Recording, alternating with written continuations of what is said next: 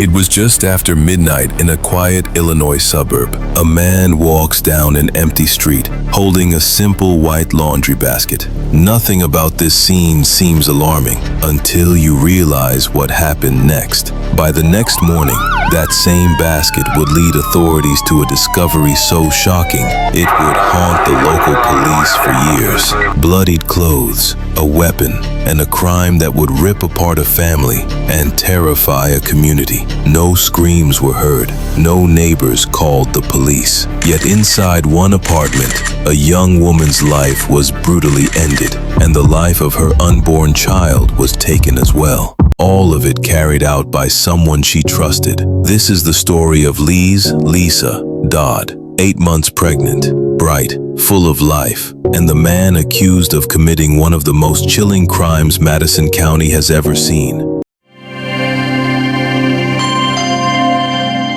It was just after midnight in Alton, Illinois. A man walked down a quiet street, carrying a white laundry basket. He passed a smoke shop and disappeared into the night. On camera, it looked ordinary, someone doing chores late. But inside that basket was a horrifying secret that no one could have imagined. By morning, a construction worker taking out drywall noticed strange items in a red dumpster: clothes, shoes, blood. Then a knife, short, serrated, with red stains on the blade. He knew something was wrong. Hours later, a frantic mother, Heidi Knoll, would enter her daughter's apartment and discover a scene that would haunt the community forever. She dialed 911, her voice shaking. "My daughter's been killed. She's been decapitated." Officers rushed to the scene. What they found inside Liese Dodd's bedroom was almost beyond words. Her head wrapped in a towel, her body lifeless, and her unborn child gone too. The quiet suburb of Alton would never be the same. But who was responsible for such brutality? And what led to this unimaginable act of violence? To answer that, we need to go back to understand who Liese was and who she trusted. Liese Dodd was born on August 14, 1999, in Alton, Illinois. From an early age, her personality shone. Friends described her as kind, caring, and full of energy. She loved animals, so much so that for her 10th birthday, she skipped presents and asked guests to donate to a local animal shelter instead. It was the kind of selflessness that defined her life. As she grew, Liese remained close with her family. Her mother, Heidi, was her role model. Liese wanted to follow her into the medical field one day. She worked at Dairy Queen to save money, where customers adored her friendly smile and easy laugh. She was vibrant, but she also carried responsibilities beyond her years. By 22, Liese was preparing for the most exciting chapter of her life. She was 8 months pregnant with a baby girl, her family lovingly nicknamed Baby Bean. Invitations for her baby shower had just gone out. Her future seemed hopeful, but even in the midst of joy, shadows loomed. Liese's relationship wasn't picture perfect. In fact, it was toxic. Her boyfriend, Deundrea Holloway, was unpredictable, violent, and controlling. And as Liese's due date approached, his instability would soon spiral into tragedy. Liese met Deundrea Holloway when they were both young. At first, it seemed like love, but soon the cracks began to show. Friends and family noticed bruises on Liese's arms, black eyes she tried to explain away with excuses like, "The dog jumped on me." But her coworkers saw the truth. Liese's boss at Dairy Queen remembered one particular day. Liese came in with a red face after being punched by Holloway. Another time, she landed in the hospital with a broken nose. Her mother urged her to leave him. Liese even texted a friend, "My boyfriend beat me again. He's threatened before to harm us. I'm staying with my mom for now." Despite these warning signs, Liese often went back.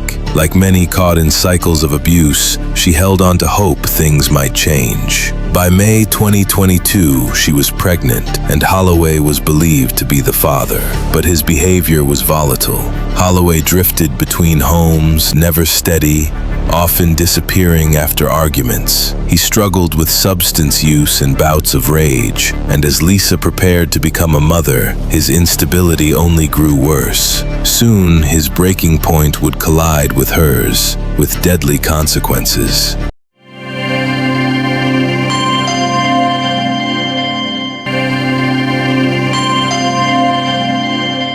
In early June 2022, Holloway's behavior became increasingly erratic. He texted friends about his mental state. "I feel like it's all the emotions I've ever put aside spilling over. I don't know how to let them out without snapping." His words hinted at someone teetering on the edge. On June 7th, Holloway disappeared without telling Liese. She came home to an empty apartment, growing anxious. That evening, she texted her mom, "Do you think he'd just leave like this?" Heidi tried to reassure her daughter, saying maybe this was a blessing in disguise. She had worried about her daughter's safety in this relationship, but Liese didn't see it that way. She was still tied to him, emotionally, and through her unborn child. The next night, June 8th, Holloway returned. Surveillance cameras later showed him leaving the apartment after midnight with that white laundry basket. Hours later, Liese was gone, and with her, the future she'd been building for herself and baby Bean. The question was, what exactly happened inside that apartment before Holloway walked out into the night? When police arrived on June 9th, guided by Heidi's desperate 911 call, they encountered one of the most disturbing scenes of their careers. Liese's body was discovered in her bedroom. At first glance, it appeared her head was wrapped in a towel. But when officers looked closer, they realized the truth. She had been decapitated. There were no signs of forced entry. Nothing had been stolen. Whoever killed Liese knew her, and they wanted to cover their tracks. But the most shocking detail was the absence of her head. It was missing entirely, along with the murder weapon. Outside, police canvassed the area. They spoke with the construction worker who had found bloody clothing and a knife in the dumpster earlier that morning. The pieces began to align. The man in the CCTV footage with the laundry basket was their suspect. Neighbors reported hearing nothing unusual. It seemed the killer had come and gone quietly, under the cover of darkness. But for investigators, the evidence was pointing in only one direction, toward the man Liese had trusted most, and the father of her unborn child. Deundrea Holloway was 22 years old, from Illinois. To outsiders, he was Liese's boyfriend. But to those who knew him closely, he was troubled. His half-sister later described his unstable lifestyle, drifting between homes, never committing, often crashing with friends or relatives after fights with Liese. Holloway had a difficult upbringing, one filled with instability. He admitted to feeling constant pressure, telling friends, "I always had to be the man," even as a kid. But instead of managing his emotions, he lashed out, often violently. Liese's co-workers recalled seeing her return to work, bruised after arguments. Witnesses had seen Holloway shouting at her in public and even punching himself in the face during one fight, as if punishing himself. His behavior swung between rage and self-pity. By 2022, Holloway's life was unraveling. He was unemployed, often using substances, and emotionally volatile. With Liese pregnant, stress between them escalated. Friends noticed his mental health was deteriorating. Still, no one could have predicted the brutality that would follow. The man who once claimed to love Liese would soon be accused of committing an act so gruesome it stunned even hardened investigators. Within days of Liese's murder, police identified Holloway as the prime suspect. Surveillance footage of him carrying the laundry basket became the key piece of evidence. Witnesses confirmed he was with Liese on the night of June 8th. By June 10th, Holloway was in custody. He was charged with 2 counts of first-degree murder, one for Liese and one for her unborn baby girl. Prosecutors also added charges of dismemberment and concealment of a homicide. At his arraignment, Holloway appeared emotionless. Prosecutors described the case as one of the most gruesome in Madison County history. The community was horrified, not only by Liese's death, but also by the cruelty inflicted on her unborn child. Liese's family sat in court, devastated but determined to seek justice. Her mother later told reporters, "That baby is an extension of her mother. We lost 2 lives that day." The case shocked the nation, but for Liese's loved ones, it was personal, a nightmare they could never wake up from. Their daughter, sister, and soon-to-be mother had been stolen from them in the cruelest way imaginable.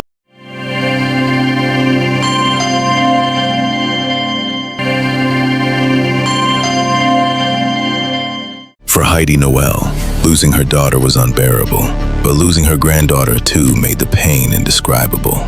In interviews, Heidi remembered Liese as a beautiful soul who deserved more.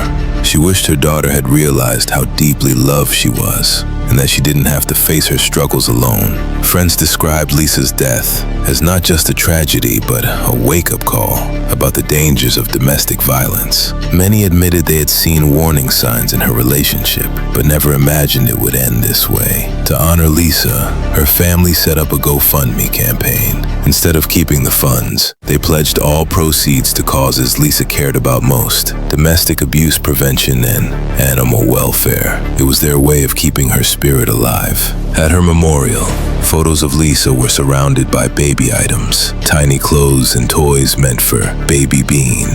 It was a heartbreaking reminder of what had been lost. But even in grief, the family found strength in their community. Neighbors, co-workers, and strangers came together, donating and sharing Liese's story to raise awareness about abuse. Her legacy was becoming one of both tragedy and change.